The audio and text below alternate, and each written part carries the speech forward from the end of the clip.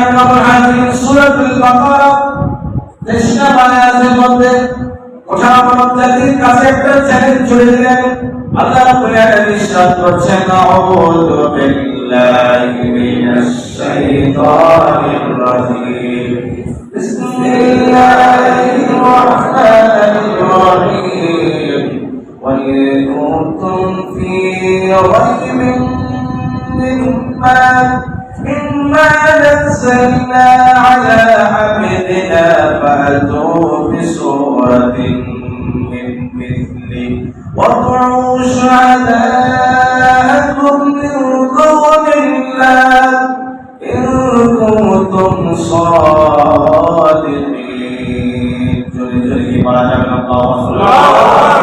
কোরআন এত সুন্দর, এত মায়া লাগে।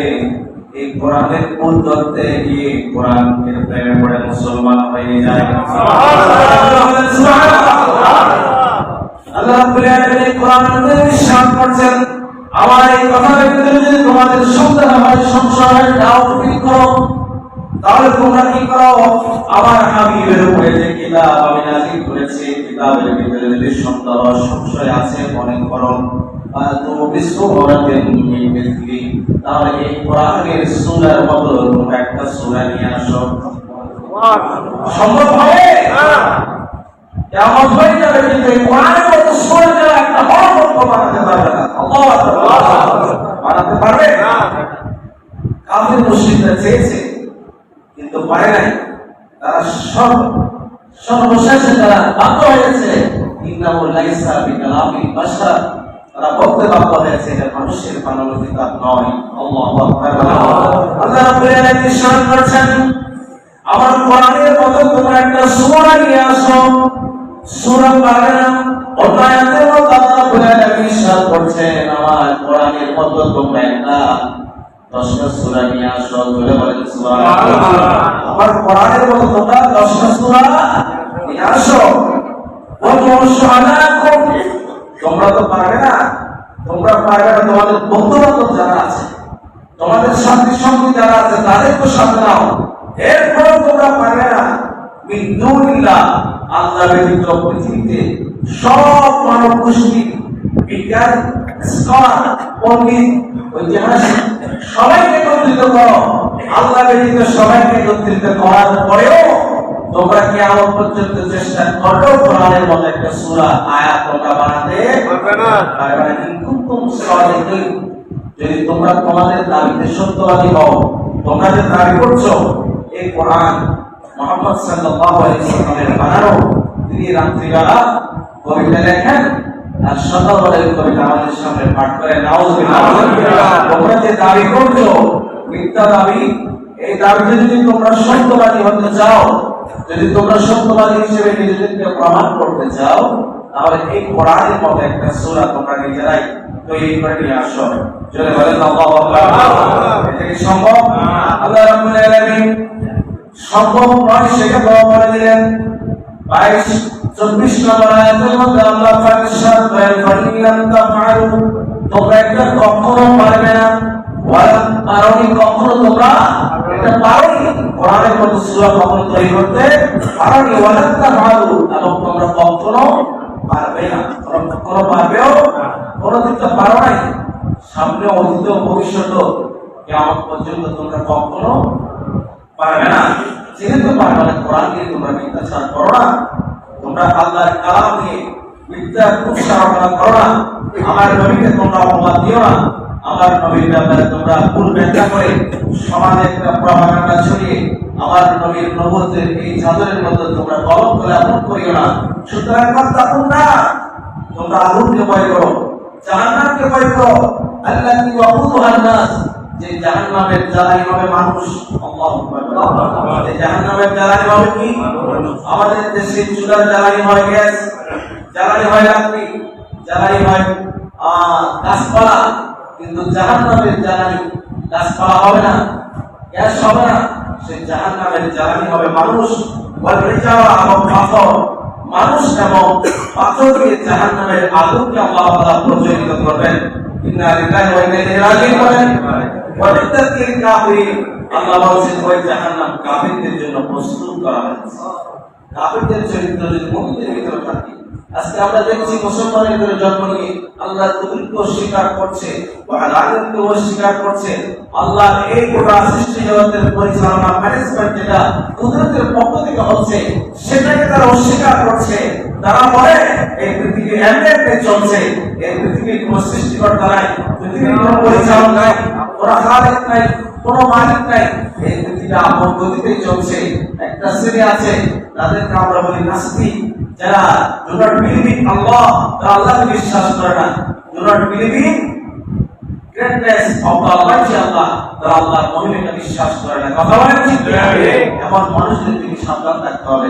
সম্মানিত হাজিরিন, আল্লাহ রাব্বুল আলামিন গোটা মানব সৃষ্টিকে চ্যালেঞ্জ করে দিয়েছে, তোমরা আমার কোরআন নিয়ে মিথ্যাচার করবে না, আমার কোরআন নিয়ে যেমন ইচ্ছে তেমন করবে না। এই কোরআন হাকিম, এই কোরআন মহান রবের পক্ষ থেকে এসেছে। সূরা বলেন সুবহানাল্লাহ। মহান রব্বুল আলামিন আকাবুল হাকিমিন সূরা কাসাসের 28 থেকে 50 নম্বর আয়াতের মধ্যে গিয়ে বলছেন, কুল ফাতু বিকিতাবিন মিন ইনদিল্লাহ। কাফির মুশরিকরা যখন বলতে লাগলো যে মুহাম্মদ সাল্লাল্লাহু আলাইহি ওয়াসাল্লাম থেকে আল্লাহর পক্ষ থেকে একটা কিতাব নিয়ে এসেছে, আমাদের বিশ্বাস হয় না, সে তো কিতাব নিজে লিখে রাত্রেবেলা রাতের অন্ধকারে মানুষের না দেখে সে কোরআন রচনা করে, কবিতা লেখে, আর সেটা সকালবেলা হলে আমাদের সামনে প্রচার করে, তাকে তার প্রভু নাকি কিতাব দিয়েছে, এগুলো সব মিথ্যা কথা। এই কথার জবাবে আল্লাহ রাব্বুল আলামিন তাদেরকে বলেন, কুল ফাতু, হে নবী আপনি তাদেরকে বলে দেন, আমাকে আল্লাহ যে কিতাব দিয়েছে সেই কিতাব দেওয়া, কিতাব আসা, ওহী নাযিল হওয়া, এগুলো যদি তোমাদের কাছে বিশ্বাসযোগ্য মনে না হয়, তাহলে তোমরা ফাতু বিকিতাবিন মিন ইনদিল্লাহ, তোমরা তোমার রবকে বলো, তোমরা আল্লাহকে বলো, আল্লাহ তোমাদের একটা কিতাব দেয় নাকি দেখো। বলেন সুবহানাল্লাহ। আল্লাহ আমাকে কিতাব দিয়েছেন, ওহী দিয়েছেন। বুখারী এবং মুসলিম শরীফে হাদিসের বর্ণনা এসেছে, রাসূল করিম সাল্লাল্লাহু আলাইহি ওয়াসাল্লাম ইরশাদ করেন, প্রত্যেক নবীকে মর্যাদা দেওয়া হয়েছে, আর আমার সবচেয়ে বড় মর্যাদা হচ্ছে এই কোরআনুল কারীম। যারা বলেন সুবহানাল্লাহ। সবচেয়ে বড় মর্যাদা কি? কোরআনুল কারীম। আল্লাহ হাবিব সাল্লাল্লাহু আলাইহি ওয়াসাল্লাম ইরশাদ করেছেন, অন্যান্য নবীদেরকে যে মর্যাদা দেওয়া হয়েছে, নবীগণকে বিদায় হওয়ার পরে ওই মর্যাদাগুলো শেষ হয়ে গেছে, ওগুলো কার্যকারিতার বেনিফিশিয়ার নাই। কিন্তু আল্লাহ তাআলা আমাকে এমন এক কিতাব দিলেন, এমন এক মর্যাদা দিলেন, কিয়ামতের পরে আসরের ময়দানেও এই কোরআনুল কারীমের কাজ কর্ম চলতে থাকবে। সুবহানাল্লাহ। এই যে আমার রাসূল বলেন, অন্যান্য নবীদের যত উম্মত, সমস্ত নবীদের উম্মত যত হবে, আমি আমার নবী ইচ্ছা যেটা সকলে আলাদা করে বলছেন যে আমার উম্মতের সংখ্যা সমস্ত নবীদের উম্মতের চাইতে ছাড়িয়ে যাবে। সুবহানাল্লাহ। কারণ আমার একটা দায়িত্ব মর্যাদা কিয়ামত পর্যন্ত যেটা অব্যাহত থাকবে, এমনকি কিয়ামতের ময়দানে কোরআন কথা বলবে। সুবহানাল্লাহ। আল কোরআন ওয়াসসাউমু শাআইরি আম, এই কোরআন এবং রোজা, সামনে যে রোজা আছে, মাহে রমাদানুল কারীমের রোজা, এগুলো উম্মতের জন্য, বান্দার জন্য সুপারিশ করবে। এই কোরআন আল্লাহ তাআলা ক্ষমতা দিয়েছেন, এত মহান এই কোরআনের ভিতরে আল্লাহ রাব্বুল আলামিন। সুবহানাল্লাহ। আল্লাহ পাক বলছেন, হাবিব আপনি এই সমস্ত কাফির কোরআনকারীদেরকে আপনি বলে দেন, তারা সব চেষ্টা করো আপনাদের পক্ষ থেকে একটা কিতাব আনতে পারে না, তাদেরকে চ্যালেঞ্জ দেন। সুবহানাল্লাহ। রব্বুল আলামিন আকাউল হাকিম আরো ইরশাদ করেছেন, তাদেরকে আপনি বলে দেন তারাও যেন আল্লাহর পক্ষ থেকে একটা কিতাব নিয়ে আসে, কিন্তু তারা পারবে না।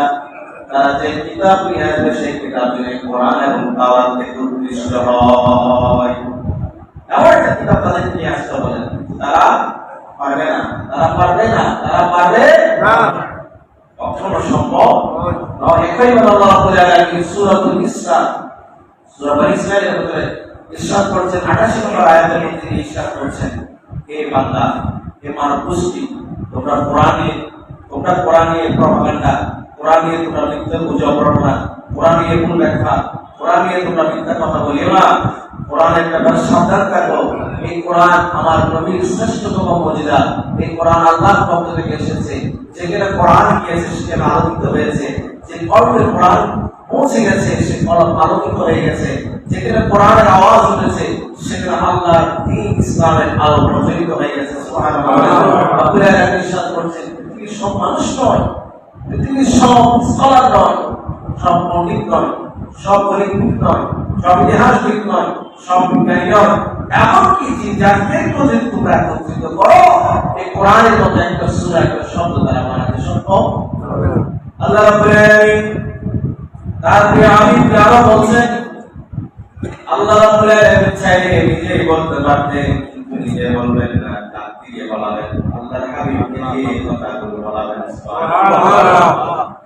আমার বন্ধুদেরকে একটু সূক্ষ্ম মাসালা বলে রাখতে, আমরা কোরআন তেলাওয়াত করার পরে আমরা বলি সাল্লাল্লাহু আলাইহি ওয়াসাল্লাম, আল্লাহ সত্য বলেছেন।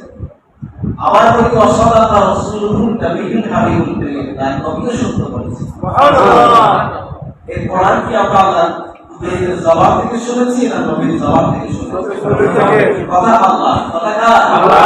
কিন্তু বলেছেন কে? নবী বলেছেন। আল্লাহ সত্য বলেছেন, এই কথা বলার পরে আমরা নবী সত্য বলেছেন, এই কথা বলতে কোনো দ্বিধাবোধ করি না। কিন্তু একটা শ্রেণী আছে যারা সাল্লাল্লাহু আলাইহি ওয়াসাল্লাম বলে ওয়াসাদাকা রাসূলুল নবী, এটা বলতে পারে না। তাদের ঈমান, তাদের বিশ্বাস নবী মিথ্যা বলতে পারে না। নাউযুবিল্লাহ। আমাদের বিশ্বাস আমার রাসূল আল্লাহর পক্ষ থেকে যাই নির্দেশ এসেছে তাই বলেছে। সুবহানাল্লাহ। আল্লাহর পক্ষ থেকে যাই ইনস্ট্রাকশন এসেছে, নির্দেশনা এসেছে, নবী সেই কাজটাই করেছে। সুবহানাল্লাহ। নবীর ঘুমানো, নবীর প্রাকৃতিক প্রয়োজন সারা, নবীর হাঁটা, নবীর বাজার করা, নবীর পরিবার চালানো, নবীর দিন প্রচার করা থেকে শুরু করে নবীর জীবনের সমস্ত কাজকর্ম আমার আল্লাহর নির্দেশে হয়েছে। নবীর জীবনীতে মিথ্যা কথা তো দূরের কথা, এখানে চিন্তা করা ধারণা করলেও ইমান চলে যাবে। যেখানে কাফির মুশরিকরা পর্যন্ত আমার নবীকে আল-আমিন বলে ডাকতো, সাদিকুল মসদুক বলতো, সত্য তো বলেছেন, সত্যের পরিণত করেছেন, যেখানে গিয়েছেন সত্যের জায়গা পেয়েছেন, ওই নবীকে মিথ্যা বলার আশঙ্কা করে যারা সাদাকা রাসূলুল নবিয়্যুল হাবিবুল কারীম বলতে পারে না, তাদের বিবেকে একটু আঘাত আনতে চায়। কথা বলেন ঠিক? আমার আল্লাহ বলেন, হে নবী আপনি বলেন, ওয়াল্লাহি ইসতামাআতিল ইনসু ওয়াল জিন্নু আলা আন ইয়াতু বিমিসলি হাযাল কুরআন। নবী আপনি বলেন, যদি পৃথিবীর মানুষ এবং জিন জাতিরা একত্রিত হয় এই কোরআন রচনা করার জন্য, একটা কোরআনের সূরা বানাবার জন্য, তারা যদি জিন এবং মানব জাতিগুলো একত্রিত হয়ে যায়, সেকালেও তারা আমার এই কোরআনের মতো, আমার এই কিতাবের মতো একটা সূরা আয়াত তারা রচনা করতে পারবে না। আর যারা বলেন আয়াতুনা বিমিসলিহি, তারা এই কোরআনের মতো একটা আয়াত, একটা সূরা তারা রচনা করতে পারবে না।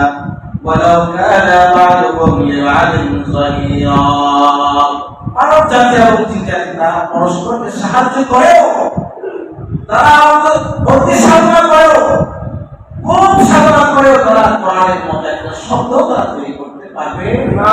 আল্লাহু আকবার। আমার বন্ধুগণ, সময় দ্রুত শেষ।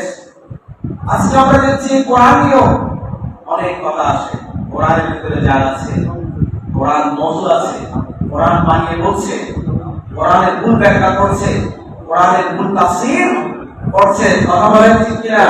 সম্মানিত হাজিরিন, আজকে আমরা যদি ইতিহাস দেখি, আজকে যদি আমরা গবেষণা করি পৃথিবীর ইতিহাস, তাহলে আমাদের সামনে স্পষ্ট হয়ে যায় এই কোরআনের ভুল ধরতে এসে বড় বড় বিজ্ঞানী, স্কলার, খ্রিস্টান, পাদ্রী, যাজকরা পর্যন্ত মুসলমান হয়ে গেছে। আল্লাহু আকবার। 1977 সাল, 1977 সাল টরন্টো বিশ্ববিদ্যালয়ের গণিত বিভাগের অধ্যাপক, কানাডা টরন্টো বিশ্ববিদ্যালয়ের গণিত বিভাগের অধ্যাপক Gary Miller, professor Gary Miller, তিনি গণিত নিয়ে গবেষণা করেন। গণিত নিয়ে তিনি, ম্যাথমেটিক্স নিয়ে তিনি গবেষণা করেন, গণিত বিষয়ে তিনি অধ্যাপক। তিনি আবার ধর্মযাজক, খ্রিস্টান ধর্মে তিনি বড় পণ্ডিত, আবার বিশ্ববিদ্যালয়ের অধ্যাপক, গবেষক, তিনি ধর্ম প্রচারক। তিনি কোরআন নিয়ে গবেষণা শুরু করলেন। তার কোরআন নিয়ে গবেষণা শুরু করার পেছনে লক্ষ্য এবং উদ্দেশ্য ছিল কোরআন থেকে ভুল বের করবে। কোরআনের কি বের করবে? ভুল বের করবে। কোরআনের ভুলগুলো মানুষের সামনে উপস্থাপন করবে। কোরআনের ভুল তথ্য মানুষের সামনে উপস্থাপন করে কোরআনের প্রতি মানুষের যে আকর্ষণ, যে অ্যাট্রাকশন, সেটাকে কমিয়ে ফেলবে। কোরআনের প্রতি মানুষের যে আকর্ষণ, কোরআনের প্রতি আকর্ষণ কমিয়ে ওই মানুষগুলোকে খ্রিস্টান ধর্মের প্রতি দীক্ষিত করবে। এই ছিল তার লক্ষ্য এবং উদ্দেশ্য। জোরে বলেন আলহামদুলিল্লাহ। ডক্টর প্রফেসর গেরি মিলার কোরআন গবেষণা করতে শুরু করলো। আল্লাহু আকবার। কোরআন পড়া শুরু করলো, কোরআন হাতে নিল, কোরআন পড়তে শুরু করলো, কোরআন গবেষণা করতে শুরু করলো। কোরআনের কাছে, কোরআনের স্পর্শে আসার সাথে সাথে প্রফেসর গেরি মিলারের ভিতরে আল্লাহর পক্ষ থেকে একটা মহিমা, একটা আলো, একটা আলো পত্রিকা তার ভিতরে জ্বলে উঠেছে। আর যারা বলে আল্লাহু আকবার, তার অন্তর আলোকিত হতে শুরু করছে। আল্লাহু আকবার।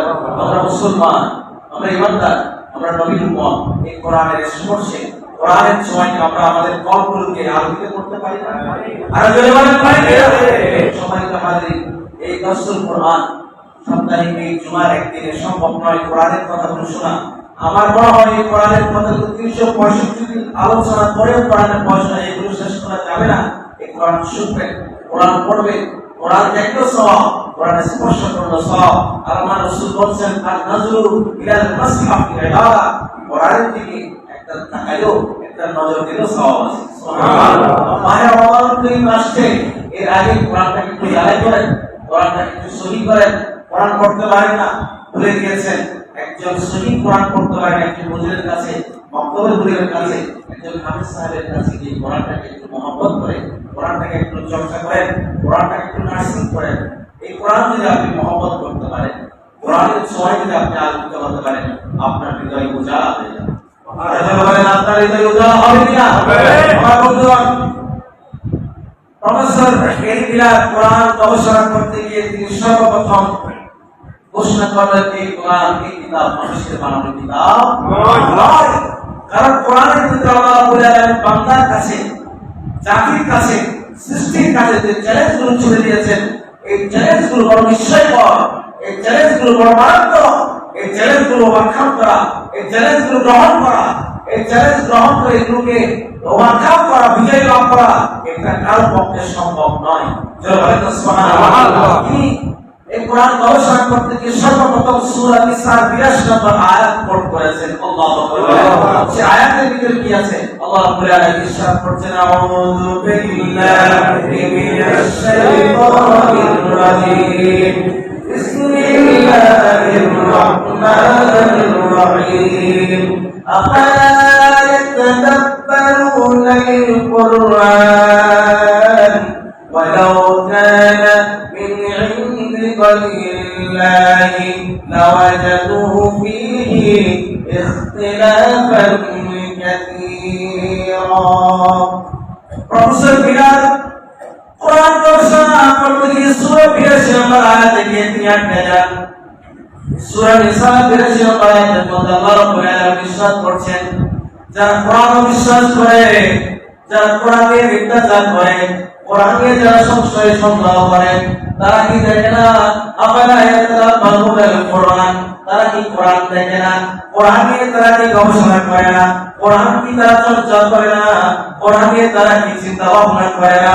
ওয়ালাউ কানা মিন ইন্দি গায়রিল্লাহ, এই কোরআন যদি আল্লাহর পক্ষ থেকে না হয়, কোন বান্দার পক্ষ থেকে আসলো, কোন বিজ্ঞানীর পক্ষ থেকে আসলো, কোন স্কলারের পক্ষ থেকে আসলো, কোন পণ্ডিতের পক্ষ থেকে আসলো, লাওয়াজাদু ফীহি ইখতিলাফান কাসীরা, তাহলে তারা এই কোরআনের ভিতরে অসংখ্য ইখতিলাফ দেখতে পেত, মতামত দেখতে পেত, ভারসাম্যহীন কথাবার্তা কোরআনের ভিতরে তারা পেত। জোরে বলেন আল্লাহু আকবার। প্রফেসর মিলার এই কোরআনের আয়াতটিকে অবাক হয়ে গেছে। আল্লাহ রাব্বুল আলামিন চ্যালেঞ্জ দিলেন, এই কোরআন কি মানুষ দেখে না? এই কোরআন নিয়ে তারা কি গবেষণা করে না? কোরআন যদি মানুষের বানানো হতো, তাহলে একটা কথার সাথে আরেকটা কথা সাংঘর্ষিক হতো, একটা কথার সাথে আরেকটা কথার মিল থাকতো না। অথচ কোরআন দেখেন, আপনি আগের আয়াত পড়বেন, আগের আয়াতের সাথে পরের আয়াতের এতটা মিল, আগের ছন্দের সাথে পরের ছন্দ এতটা মিল। এই মিলের ভিতরে কোন বান্দা কোনদিন ত্রুটি বিচ্ছুতি খুঁজে বের করতে আল্লাহু আকবার বলে। ছন্দের ভিতরে দেখেন, والشمس وضحاها والقمر إذا تلاها والنهار إذا جلاها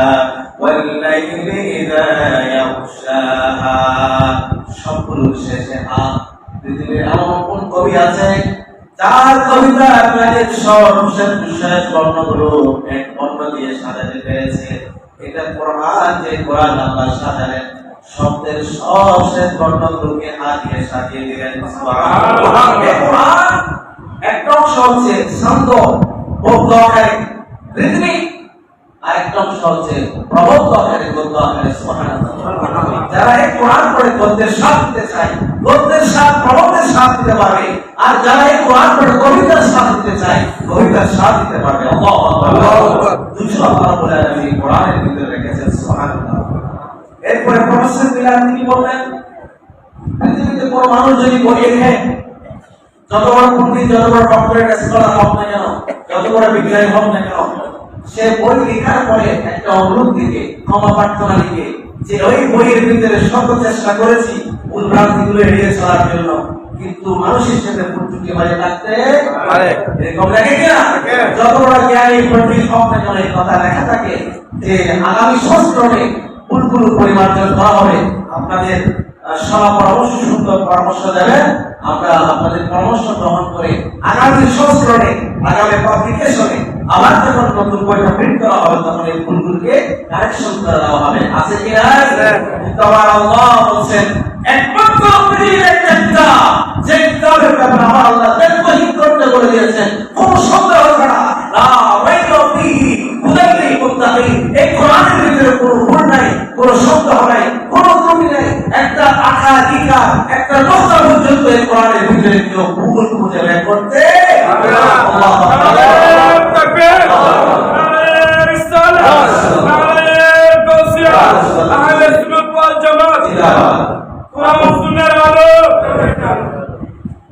এইভাবে করে প্রফেসর বিলাল গবেষণা করতে করতে আরো সামনের দিকে যায়। ভালো লাগে কি না? খারাপ লাগে বলেন? বিরক্ত লাগে?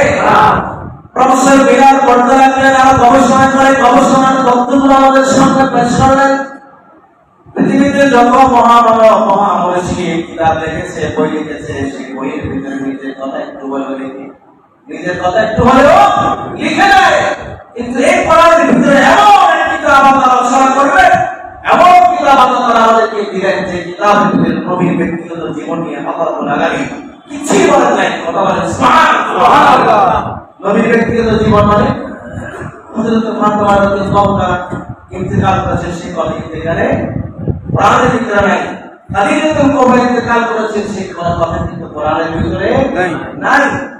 এখানে কি বলছেন? আল্লাহ রাব্বুল আলামিন পুরো মানব জাতি নিয়ে আলোচনা করেছেন, নবীর নবুয়তের জীবন নিয়ে আলোচনা করেছেন, কিন্তু পারিবারিক একেবারে যেটা মোস্ট পার্সোনাল কথা, সে কথাগুলো আল্লাহ রাব্বুল আলামিন কোরআনের ভিতরে বর্ণনা করেন। সমস্ত নবীদের নিয়ে আলোচনা করলেন, জেনারেল আলোচনা করেছেন, কিন্তু নবীর একেবারে ব্যক্তিগত যে বিষয়গুলো, সেগুলো আল্লাহ রাব্বুল আলামিন এখানে বর্ণনা করেন নাই।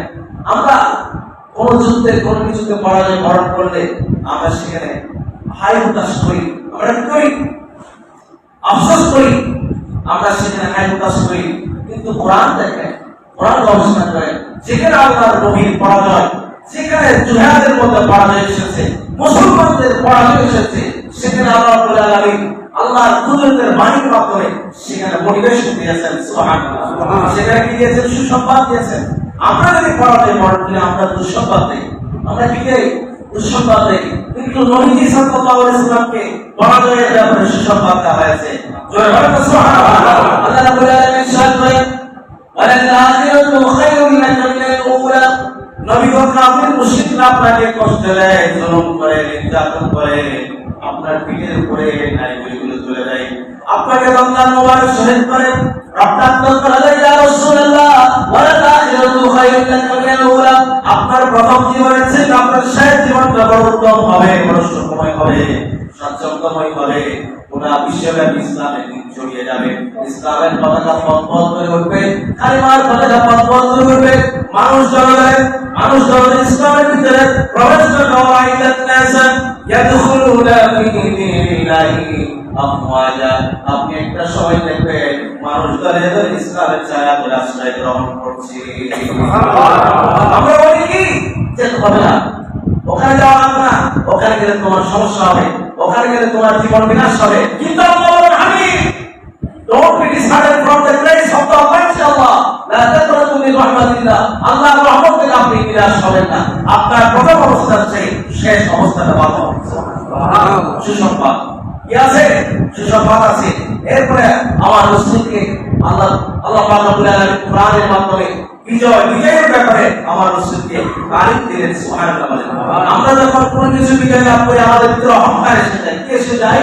অহংকার এসে যায়, দম্ভ এসে যায়, অহমিকা এসে যায়। কিন্তু আল্লাহ পাক রব্বুল আলামিন কোরআন যখন বর্ণনা করতে লাগলেন আল্লাহ রাসূলের বিজয়ের পরে আমার রাসূলকে বললেন, আপনি বিজয় লাভ করেছেন, অহংকার করা যাবে না, দম্ভ করা যাবে না, অহমিকা প্রকাশ করা যাবে না। রাসূল আপনি আল্লাহর শুকর আদায় করেন এবং আপনার কাজের প্রতি আরো বেশি মনোনিবেশ করেন। আপনার কাজ যেন সামনের দিকে অতীতে ভবিষ্যতে আরো যেন সুন্দর হয়, সেজন্য আপনি এটার জন্য সাধনা করেন। সুবহানাল্লাহ। আমার বন্ধুগণ, কোরআনে হযরত মারিয়াম আলাইহিস সালামের কথা এসেছে। সূরাতুল মারিয়াম, একটা সূরার নাম আছে সূরা মারিয়াম। সেই সূরা মারিয়ামের ভিতরে মারিয়াম আলাইহিস সালামের জীবন বৃত্তান্ত আলোচনা করা হয়েছে। প্রশ্নটা সূরা মারিয়াম পড়তে গিয়ে অবাক হয়ে গেছে। আল্লাহু আকবার। আর আল্লাহু আকবার। প্রশ্নটা সূরা মারিয়াম, মারিয়ামকে তারা ভালোবাসে কারণ মারিয়াম আলাইহিস সালাম হলো হযরত ঈসা, তাদের ধর্ম অনুযায়ী যিশু ঈসা আলাইহিস সালামের মাতা আম্মা জান। সে কারণে মারিয়াম আলাইহিস সালামের প্রতি তাদের একটা আলাদা কনসেপ্ট, আলাদা একটা সম্মান তারা এখানে দেখায়। মারিয়াম আলাইহিস সালামের ব্যাপারে পড়তে গিয়ে কোরআন গবেষণা করতে গিয়ে মারিয়াম আলাইহিস সালামের কথাগুলো যখন পড়তে লাগলো প্রফেসর বিলাল রীতিমতো অবাক হয়ে গেছে। এই কোরআনের প্রেমে পড়ে যেতে লাগলো। সুবহানাল্লাহ। প্রফেসর বিলাল বলতে লাগলো যে মারিয়াম আলাইহিস সালাম এটা তো আমাদের ধর্মগুরু হযরত ঈসা আলাইহিস সালামের মা। আমাদের বাইবেল কিতাবের মধ্যেও, আমাদের এই বাইবেলের ভিতরেও মারিয়াম আলাইহিস সালামের ব্যাপারে এত শান, এত বর্ণনা, এত মান, এত গুণগান নাই। আর কোরআনের ভিতরে আমাদের নবীর মার নামই এত বর্ণনা, এত কথা। আল্লাহু আকবার। বাইবেলের মধ্যে এত সম্মান দিয়ে মারিয়াম আলাইহিস সালামকে প্রেজেন্ট করা হয়নি, অথচ এই কোরআনের মধ্যে মারিয়াম আলাইহিস সালামকে এত সম্মান দিয়ে প্রেজেন্ট করা হয়েছে। সুবহানাল্লাহ। অথচ সেই কোরআনের ভিতরে খাদিজাতুল কুবরার নাম নাই, সেই কোরআনের ভিতরে ফাতিমাতুজ জাহরার নাম নাই, সেই কোরআনের ভিতরে উম্মাহাতুল মুমিনিন আয়েশা রাদিয়াল্লাহু তাআলার নাম নাই। আছে কার নাম? হযরত ঈসা আলাইহিস সালামের মায়ের নাম। তিনি যখন বুঝতে পারলেন এই কোরআন যদি মুহাম্মদ সাল্লাল্লাহু আলাইহি ওয়াসাল্লামের বানানো কিতাব হতো তাহলে সম্ভবত সেটা খাদিজাতুল কুবরা নাম হতো। সুবহানাল্লাহ। আর যখন সুবহানাল্লাহ সেটা তার পরিচয় টুকরা নবীর জগৎবন্দি মা ফাতিমাতুজ জাহরার নাম থাকতো, আম্মা জান আয়েশা রাদিয়াল্লাহু তাআলার নাম থাকতো। নিঃসন্দেহে এটা আল্লাহর পক্ষ থেকে এসেছে, এটা মুহাম্মদ সাল্লাল্লাহু আলাইহি ওয়াসাল্লামের বানানো কিতাব। আল্লাহু আকবার।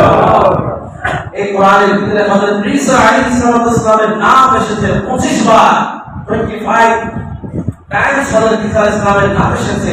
অথচ আমাদের নবীর নাম এসেছে 5 বার, তাইবার নাম এসেছে।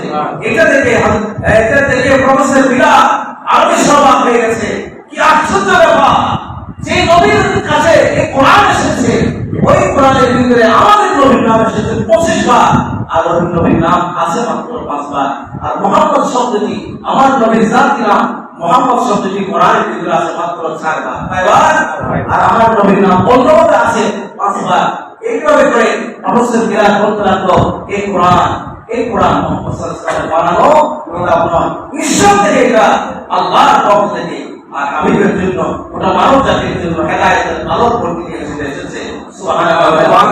প্রফেসর বিলাল আরেকটি তথ্য দিলেন। আল্লাহু আকবার বলেন। আরেকটি তথ্য দিলেন, প্রফেট মুহাম্মদ সাল্লাল্লাহু আলাইহি ওয়াসাল্লাম হিজরত করতে গিয়ে তিনি মক্কা ছাড়লেন, মদিনার প্রান্তরে তিনি যাবেন। তিনি প্রতিমধ্যে হেরা গুহায়, হেরা পর্বতের মধ্যে তিনি আশ্রয় নিলেন। হেরা পর্বতে তিনি আশ্রয় নিলেন। পাশ দিয়ে শত্রুরা যায়, একটু পড়াশোনা করলে কাফের মুশরিকরা নবীকে খুঁজে পাবে, আবু বকর রাদিয়াল্লাহু তাআলাকে খুঁজে পাবে। আমরা যখন এই ধরনের কাজ করতে যাই তখন আমরা পালিয়ে যাই। আমরা বলি যে মানুষ শত্রু আসবে, একটু গোপনে থাকো, একটু লুকিয়ে থাকো। মুক্তিযুদ্ধে যারা যুদ্ধ করেছে তারা বলে একটু গোপনে থাকো, গোপন থেকে তোমরা গোপনে হামলা চালাও। কিন্তু আমার নবী বলেন লা তাআলা ইন্নাল্লাহ মা'ানা। আবু বকর তুমি ভয় পাবে না, লুকানোর কোনো কারণ নাই, ভয় পাওয়ার কোনো কারণ নাই, শঙ্কিত হওয়ার কোনো কারণ নাই। আবু বকর তুমি ভয় পাবে না, কারণ আল্লাহ আমাদের সাথে আছেন। যে রবের দ্বীন প্রচারের জন্য আমরা নেমেছি ওই রব তো আমাদের সাথে আছেন। চিৎকার দিয়ে বলেন আল্লাহু আকবার। অথচ মানুষ যখন, সাধারণ মানুষ যখন কিছু প্রতারণা করে কোন কাজ করতে যায়, এটা যখন কথা আসে তখন মানুষ গোপনে কাজ করার চেষ্টা করে, মানুষের অজান্তে আত্মগোপনে গিয়ে সেটা প্রচার করতে চেষ্টা করে। কিন্তু আমার নবী বলেন না, তুমি ভয় পাওয়ার কোনো কারণ। এইভাবে করে কোরআন গবেষণা করতে করতে করতে করতে একটা পর্যায়ে পৌঁছে বিরাট বলবেন এখানে কোনো সন্দেহ নাই, এই কোরআন আল্লাহর পক্ষ থেকে এসেছে। এই কোরআনের ভিতরে আল্লাহর হাবিব সাল্লাল্লাহু আলাইহি ওয়াসাল্লামের যে কথাগুলো আল্লাহ রাব্বুল আলামিন দিয়েছেন, সে কথাগুলো নিঃসন্দেহে মানুষের জন্য কল্যাণকর। সুবহানাল্লাহ।